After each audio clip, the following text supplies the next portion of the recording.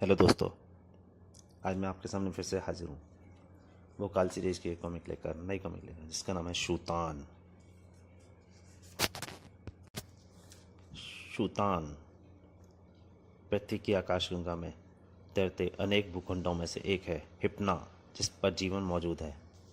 हिप्ना और हिप्ना का एक समृद्धशाली देश है प्रोका।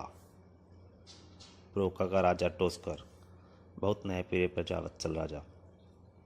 राजकोष की अच्छी स्थिति को देखते हुए इस वर्ष प्रजा से कोई भी लगान नहीं लिया जाएगा। महाराज टोस्कर जिंदाबाद, महाराज टोस्कर जिंदाबाद। टोस्कर का साला कास्कोर महानीच, बदमाश और गद्दार किस तरह खजाना लुटा रहा है मूर्ख राजा। अब इसका कोई प्रबंध करना ही होगा। डाकोर कास्कोर का एक मित्र राक्षस, क्रूर हत्यारा। आओ मित्र कास्कोर, कैसे हो? बिल्कुल ठीक समय पर आए। आओ भोजन करो। यह भोजन तो तुम ही करो मित्र, किंतु जल्दी, क्योंकि अब समय आ गया है कर गुजरने का। तुम्हारे लिए तो मैं हर वक्त तैयार हूं मित्र। भोजन को लात मारकर उठ खड़ा हुआ डाकोर मित्र के काम आने को। प्रोका राज्य मेस्मर सम्मोहिनी विद्या का महान जादूगर। कुरका के राजमहल में उस वक्त खलबली मची हुई थी। महाराज को कोई भयंकर बीमारी हो गई है, राजवैद्य मेस्मर को बुलाओ। इसका मतलब जहर काम कर गया है। आनंद फानंद में सारथी मेस्मर को ले आने के लिए भेजा गया। हा हा हा, अब मेरे अच्छे दिन दूर नहीं। और उस सारथी के पीछे पीछे निकल पड़ा कास्कोर भी। इधर राजवैद्य मेस्मर अपने पुत्रों को सम्मोहन की शिक्षा दे रहे थे। अपने पुत्रों, मानसिक शक्ति अपरंपार है। इसकी दो अवस्थाएं हैं, एक चेतन होन व दूसरा अवचेतन। बड़े पुत्र मीतान व शीतान बड़ी लगन से पिता की शिक्षा ग्रहण करते थे, किंतु छोटा पुत्र शुतान सिर्फ शैतानी करता था। उई, हा हा हा। मेसमर को क्रोध में बहुत आया, परंतु पुत्र शुतान, तुम्हें नादानियां छोड़ देनी चाहिए, शिक्षा में ध्यान देना चाहिए। मैं क्या करूं पिताजी, मेरा मन किसी न किसी काम में, किसी भी काम में लगता ही नहीं है। पिताजी मैं कल जरूर पढ़ूंगा। अब मैं खेलने जा रहा हूँ अपने दोस्त चेरू के साथ। चेरू उसका मित्र खरगोश। तभी राजा के सारथी ने वहां प्रवेश किया। माननीय राजवैद्य जी, शीघ्र चलें, महाराज गंभीर रूप से बीमार हैं। एक क्षण भी खराब किए बिना मेस्मर रथ पर सवार हो गया। चलो सारथी, हमें शीघ्र अति शीघ्र महाराज तक पहुंचना है, जल्दी से।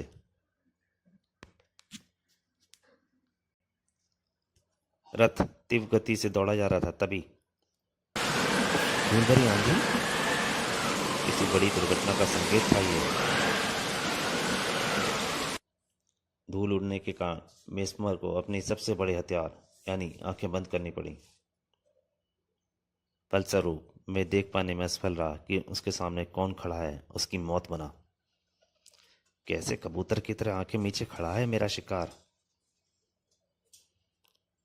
उधर आंखों के लिए यह धूल बहुत हानिकारक है। इसको खत्म करना अति आवश्यक है, क्योंकि यही प्रोका का सबसे शक्तिशाली व्यक्ति है। और आहा, आहा। और मेस्मर डाकोर की दरिंदगी का शिकार बना जमीन पर पड़ा था। तो मित्र, तुम तो कहते थे ये बहुत शक्तिशाली है। मुझे तो कबूतर की एक ही आवाज भी नहीं सक सका। एक कबूतर नहीं है डाकोर, ये बाज है, बाज, शक्तिशाली बाज। अगर इसकी आंखों में धूल नहीं उड़ाई जाती तो तुम ही क्या, अपना ग्रह का कोई भी सुरमा इसे धरती नहीं सुंगा सकता था। जाओ मित्र, तुम अभी मेरी अद्भुत शक्ति अंगारों के नाच से वाकिफ नहीं हो, इसलिए ऐसा कह रहे हो। डाकोर के लिए खेल रहा होगा, किंतु टोस्कर वह मेस्मर की निजी शरीर तक से सिंचित था। कुछ भी हो डाकोर, तुम्हें वादे के हिसाब अनुसार इसका निर्जीव शरीर हमेशा अपने साथ रखना होगा। मैं इसकी मृत्यु के पश्चात भी इससे डरता हूँ। डाकोर सदा अपने वादे पर कायम रहता है मित्र। मैं चलता हूँ राजमहल महाराज के हालचाल देखने। तुम जाओ अपने अगले अभियान पर। राक्षस चल पड़ा राक्षसी अभियान पर। बड़े शर्म की बात है, इतने महान राक्षस से केवल एक बूढ़े की हत्या करवाई गई, वो भी धोखे से। कुछ देर बाद भरत के मेस्मर की कुटिया के सामने आके कुटिया की धरती रौंद डाली उसने। डाकोर का प्रिय खेल है खून बहाना। कांप उठा बालक सुतान जब उसने पेड़ की खोखल से गर्दन निकालकर बाहर झांका। मेस्मर के चूजो, तुम्हारा अंत आ गया है डाकोर के हाथों। आह! चीख भी न सका मितान। हिप्ना के सबसे शक्तिशाली व्यक्ति की कुटिया में इतने निर्मम हत्याकांड। हाय! चिच चिच चिकनी चिकनी सूरत वाले प्यारे प्यारे बच्चे। खत्म हुई दो जिंदगियां। डाकोर मुड़ा और चल पड़ा। बस अब लगी है भूख, चलूं गुफा में पांडु पाड़ू हिरणों का मांस। कितनी खुशी का अनुभव कर रहा था जलील लहू बहाकर, और जिसका लहू धरती पर फैला हुआ था वह बालक सुतान जड़वत हो गया था। डाकोर डाकोर डाकोर। आंखों में तैर रही थी केवल एक सूरत, दिमाग में गूंज रहा था केवल एक नाम, डाकोर।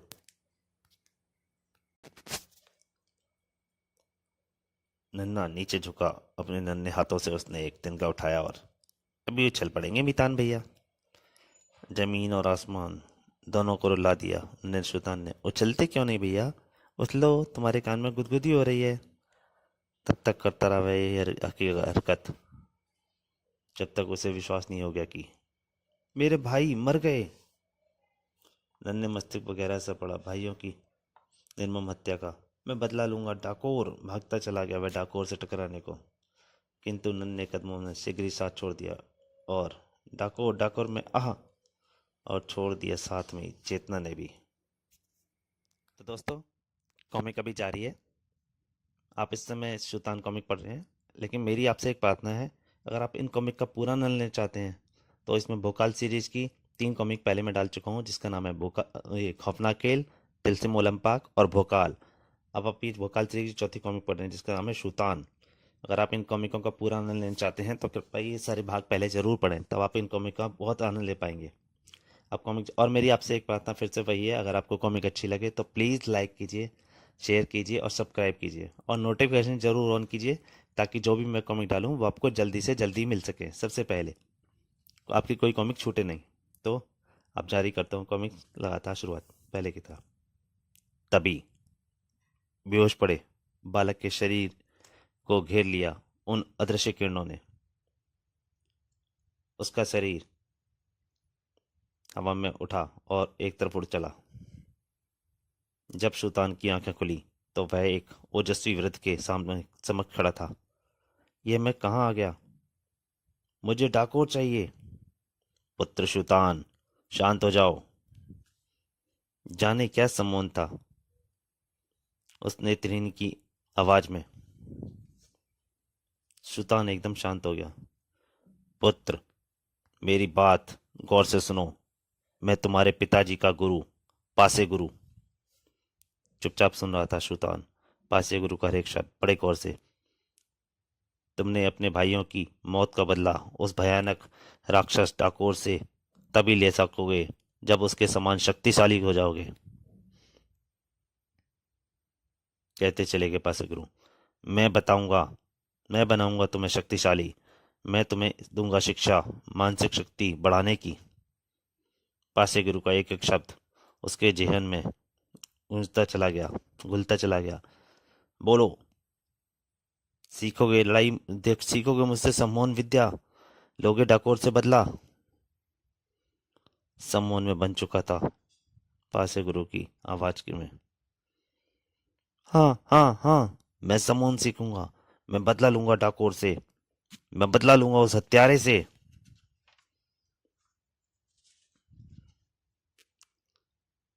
तब बोले पासे गुरु, पुत्र सुनो, डाकोर तुम्हारे भाइयों का ही नहीं, तुम्हारे पिता का भी हत्यारा है। क्या कह रहे हो गुरुवर? क्या हुआ मेरे पिताजी को? सुल्तान का नन्हा सा दिल धाड़ धाड़ बजने लगा। राक्षस डाकोर ने उन पर भी हमला किया था और पासे गुरु ने सुल्तान को मिसमर के साथ घटी पूरी घटना सुना दी। चीख पड़ा सुल्तान, नहीं, यह सच नहीं हो सकता, यह झूठ है। हाँ, यह पूरी तरह से सच नहीं है, क्योंकि डाकोर का पहला वार पड़ते ही वह मोह निद्रा की स्थिति में आ गया था। इस स्थिति में आने के बाद दर्द, भूख, प्यास सब काबू हो जाता है। डाकोर उसे मृत ही समझ रहा है, किंतु वह भी जीवित है। चैन की एक छोटी सी सांस ली सुल्तान ने। फिर मैं उन्हें छुड़वाऊंगा, जरूर, किंतु शिक्षा पूरी होने के बाद। और कुछ सोचकर सुल्तान ने मुख पर कठोरता आती चली गई।